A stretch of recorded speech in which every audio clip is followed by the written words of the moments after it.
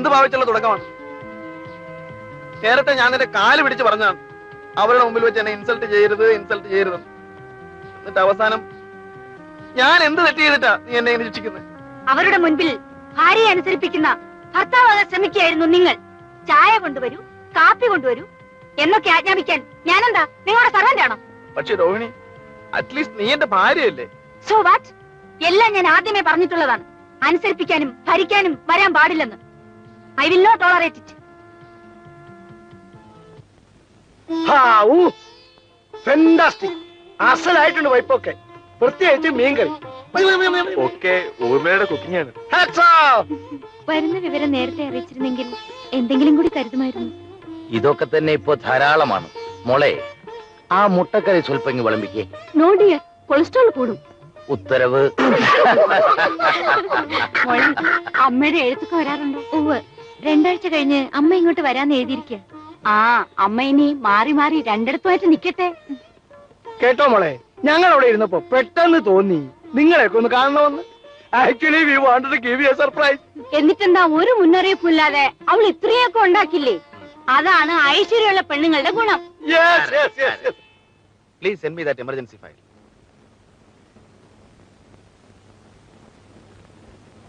May I come in? അല്ല, ഇതാര് ഡോക്ടറോ? ഇരിക്കും. പിന്നെ എന്തൊക്കെയുണ്ട് വിശേഷം? ഇന്ന് ഹോസ്പിറ്റലിൽ പോയില്ലേ? പിന്നെ I am on my way to home. തന്റെ തിരക്കിനിടയിൽ ഞാൻ ആദ്യം സമയം കളയുന്നില്ല. വന്ന കാര്യം പറയുന്നു, സ്ഥലം വിടുന്നു. ഓക്കെ? ഇന്ന് ഷെറിമോളുടെ ബർത്ത്ഡേ ആണ്. ഒരു ചെറിയ ഗെറ്റ് ടുഗദർ. താനും വൈഫും വരണം. അതിനെന്താ, സന്തോഷമല്ലേ ഉള്ളൂ. അങ്ങനെ ഒന്നും പറഞ്ഞുകൊണ്ടായില്ല. ഇവിടുത്തെ 100 കൂട്ടം തിരക്കിനിടയിൽ താനി കാര്യം മറക്കും. ഇപ്പൊ തന്നെ ശ്രീമതി വിളിച്ചു വരാൻ പറയാ. കമോൺ.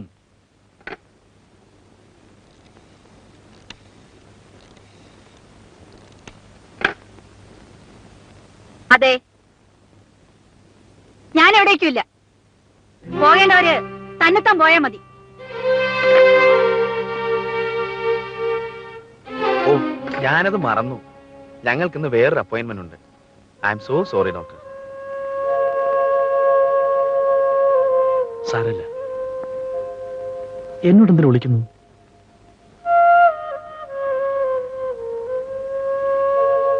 Don't get upset. എല്ലാം ഇന്നല്ലെങ്കിൽ നാളെ ശരിയാവും. അങ്ങനെ വിശ്വസിക്കാം. വരട്ടെ.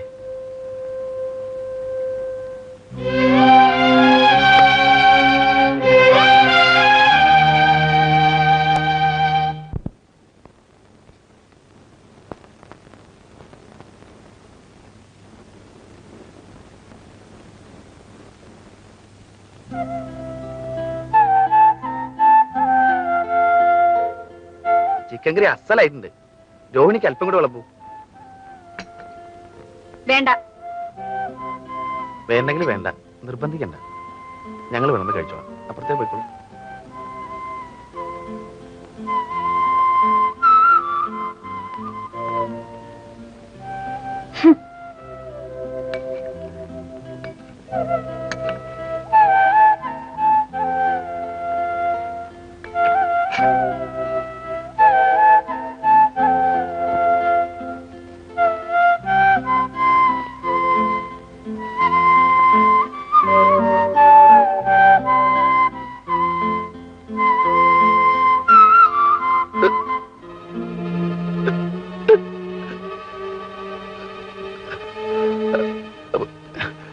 കുറച്ച് വെള്ളം.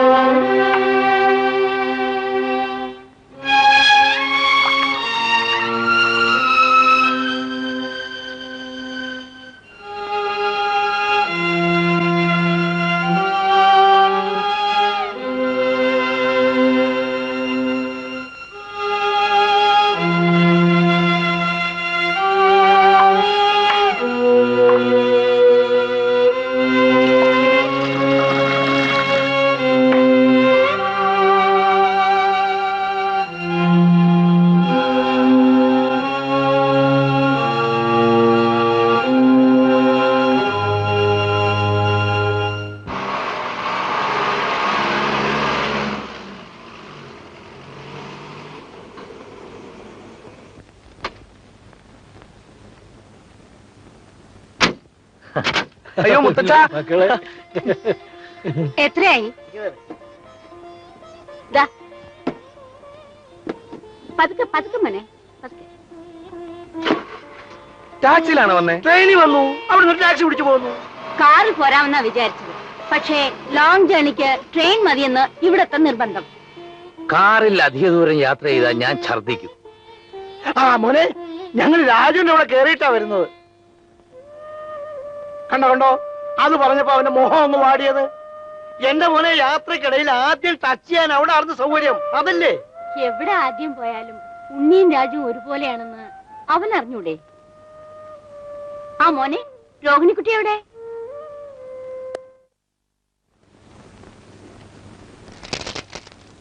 ഹായ്, എന്താ മോളെ ഒറ്റയ്ക്ക് ഇവിടെ മുഷിഞ്ഞിരിക്കുന്നേ? ഒറ്റയ്ക്കിരിക്കണമെന്ന് തോന്നി, അത്ര തന്നെ.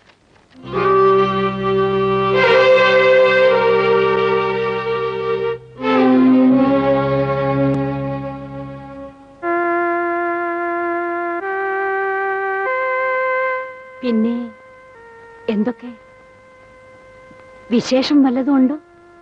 ഇല്ല, ഉള്ളപ്പോൾ അറിയിക്കാം. തൽക്കാലം എനിക്കൊന്ന് ഒറ്റയ്ക്കിരിക്കണം.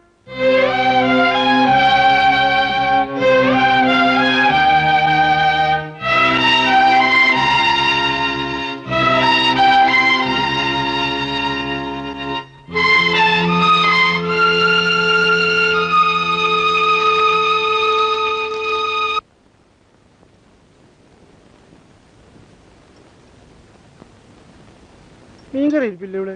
ഇല്ല. മുത്തച്ഛന് മീൻകറി ഇല്ലാണ്ട് ഊണ് ശരിയാവില്ല എന്ന് ഞാൻ പറഞ്ഞതല്ലേ? പിന്നെന്താ മീൻ വാങ്ങാഞ്ഞേ? ഞാൻ മീൻ വാങ്ങാഞ്ഞ എന്താന്നാ ചോദിച്ചേ? കൊച്ചമ്മ പറഞ്ഞു മീൻ വാങ്ങണ്ടെന്നു. കൊച്ചമ്മ പറഞ്ഞു? എന്താ രോഹിണി ഇത്? നിങ്ങൾ എന്തിനാ ആ പാവത്തിനോട് കിടന്ന് ചാടുന്നത്? നീ അകത്തേക്ക് വയ്ക്കോ. ഇവിടുത്തെ സർവന്റ് ആകുമ്പോൾ ഞാൻ പറയുന്നത് അനുസരിക്കേണ്ടി വരും. അതിന് മീൻ വാങ്ങണ്ടെന്ന് പറയേണ്ട കാര്യം എന്താ? എനിക്ക് മീൻ ഇഷ്ടമല്ല, അത്ര തന്നെ. രോഹിണിക്ക് ഇഷ്ടമില്ല, കൂട്ടണ്ട. ഞാൻ മുത്തച്ഛന് വേണ്ടിയാ പറഞ്ഞേ. ഒരു നേരം ഇപ്പൊ മീൻ കൂട്ടിയില്ലാന്ന് വെച്ച് സാരമില്ല ഉണ്ണി. എന്നാലും അത് ശരിയല്ല മുത്തച്ഛ. എനിക്ക് ഇഷ്ടമുള്ളത് ഇവിടെ വാങ്ങാൻ പറ്റൂ. മുത്തച്ഛനായാലും അച്ഛനായാലും അമ്മയായാലും ശരി. പിന്നൊരു കാര്യം, ഇവരുടെ മുന്നിൽ വെച്ച് ആളാകാൻ വേണ്ടി ആവശ്യമില്ലാത്ത കാര്യങ്ങൾ അന്വേഷിക്കാൻ നിൽക്കരുത്. ഞാൻ പറഞ്ഞേക്കാം, നിങ്ങളുടെ മുത്തച്ഛന്റെയും ആൾക്കാരുടെയും ഇഷ്ടം നോക്കി ജീവിക്കാൻ എന്നെ കൊണ്ടാവില്ല.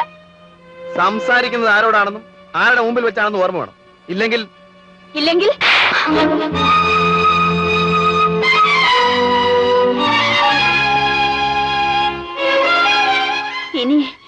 ഇനി എന്റെ നേർക്ക് കൈ ഉയർത്തിയാലുണ്ടല്ലോ, ഉയർത്തിയാൽ തിരിച്ചടിച്ചെന്ന് വരും. ഉണ്ണി, എന്താ ഇത്? അവിടെ ഇരിക്കൂ, അവിടെ ഇരിക്കൂ ഉണ്ണി. ഉണ്ണി, നീ എന്താ ഇങ്ങനെ? നിങ്ങൾക്ക് അറിഞ്ഞൂടാ ഞാൻ എത്ര കാലം ഇത് സഹിക്കണം.